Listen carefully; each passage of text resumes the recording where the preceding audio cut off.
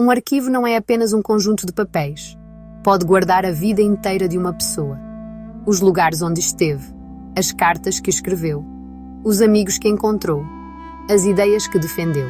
Durante décadas, a polícia política portuguesa reuniu informação sobre opositores, trabalhadores, estudantes, escritores, militares, religiosos, sindicalistas e cidadãos comuns. Depois do 25 de abril, ficaram milhares de processos, fichas, fotografias, relatórios e denúncias. Esses documentos ajudam-nos a compreender a ditadura, mas levantam também perguntas difíceis. Quem escreveu esta informação? Em que circunstâncias? Que documentos desapareceram? Que nomes podem ser divulgados? E por que continua Portugal a discutir, tantas décadas depois, a forma como deve recordar a repressão? A polícia política do Estado Novo não surgiu de uma única vez. Em 1933 foi criada a Polícia de Vigilância e Defesa do Estado, a PVDE. Em 1945, esta estrutura deu lugar à Polícia Internacional e de Defesa do Estado, a PIDE. Em 1969, a organização passou a chamar-se Direção-Geral de Segurança. As mudanças de nome não eliminaram a sua função central: identificar, acompanhar e neutralizar pessoas consideradas ameaças ao regime. A polícia controlava fronteiras e estrangeiros, mas possuía também uma extensa função política. Vigiava organizações clandestinas, movimentos operários, estudantes, intelectuais, militares e opositores. A informação tornou-se um instrumento fundamental de repressão. Introduzir um historiador explicando as diferenças legais e institucionais entre PVDE, PIDE e DGS. A vigilância não dependia apenas de agentes seguindo pessoas nas ruas. Dependia de uma rede mais ampla. Informações podiam surgir de postos fronteiriços, repartições públicas, correspondência intercetada, interrogatórios, vigilância presencial e denúncias produzidas por cidadãos. Um encontro num café podia ser registado. Uma viagem podia originar uma ficha. Uma assinatura numa petição podia aproximar alguém do universo policial. Mas os arquivos não são uma fotografia neutra da sociedade. Foram produzidos por uma instituição criada para proteger uma ditadura.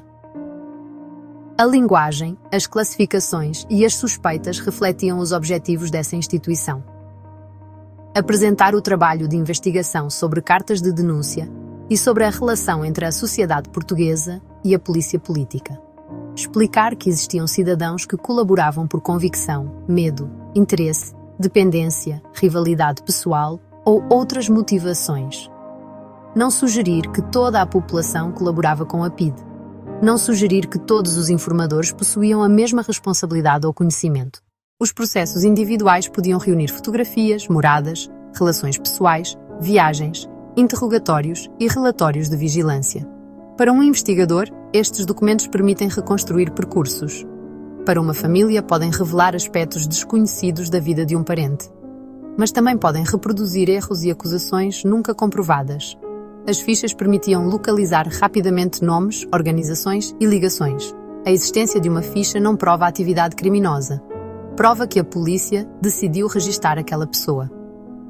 As denúncias mostram que a vigilância também podia entrar no cotidiano.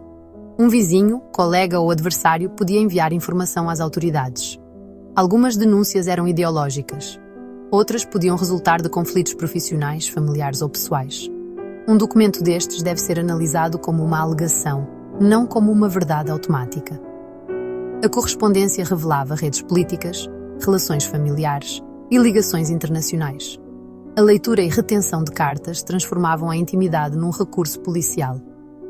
Os relatórios de prisão e interrogatório registavam aquilo que a polícia desejava conservar como versão oficial. Nem sempre revelavam as condições em que uma declaração fora obtida. Por isso, devem ser confrontados com testemunhos, processos judiciais, correspondência, registros médicos e outras fontes. A informação policial não existia separada da repressão. Pessoas consideradas opositoras foram perseguidas, detidas e interrogadas. As prisões políticas tornaram-se lugares de isolamento, intimidação e violência.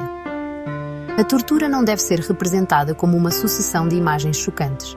Deve ser compreendida através das palavras de quem sobreviveu, das marcas deixadas nas famílias e dos documentos que procuram confirmar responsabilidades. Algumas vítimas permaneceram presas sem garantias compatíveis com uma democracia. Outras perderam trabalho, estudos, saúde, relações ou a possibilidade de viver livremente. Evitar resumir toda a resistência política ao Partido Comunista Português.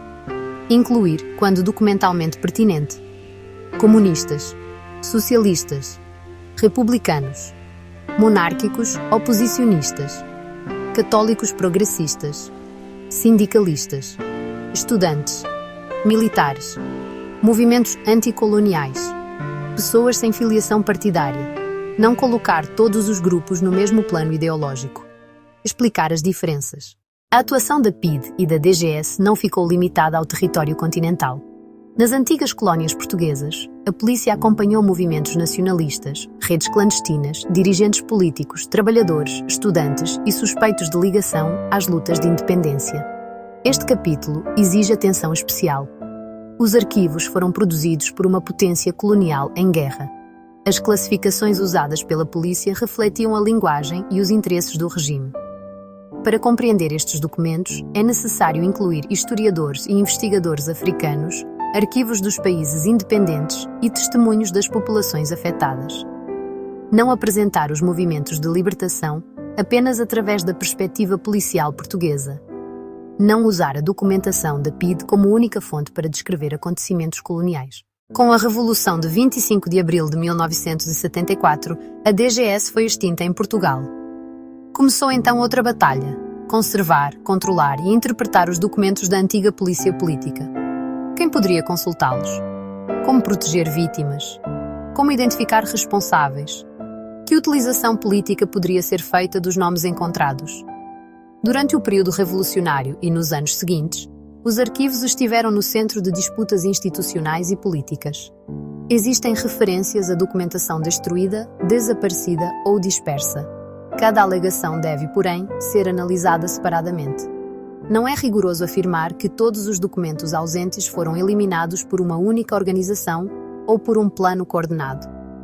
Incluir arquivistas, investigadores do período revolucionário, especialistas em história contemporânea, fontes parlamentares, legislação relevante.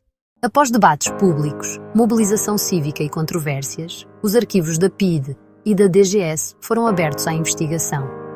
Hoje, parte substancial da documentação pode ser consultada no Arquivo Nacional da Torre do Tombo. Alguns registros possuem descrições disponíveis em catálogos. Algumas imagens estão digitalizadas. Muitos documentos, porém, continuam apenas em suporte físico. A ausência de digitalização não significa necessariamente ocultação. Digitalizar milhões de páginas exige tempo, pessoal, conservação, descrição e decisões sobre dados pessoais. Ao mesmo tempo, as limitações práticas podem dificultar o acesso de cidadãos que vivem longe de Lisboa ou que não dominam os instrumentos de pesquisa. Mostrar o trabalho dos profissionais de arquivo. Não apresentar arquivistas como responsáveis políticos pelas regras de acesso.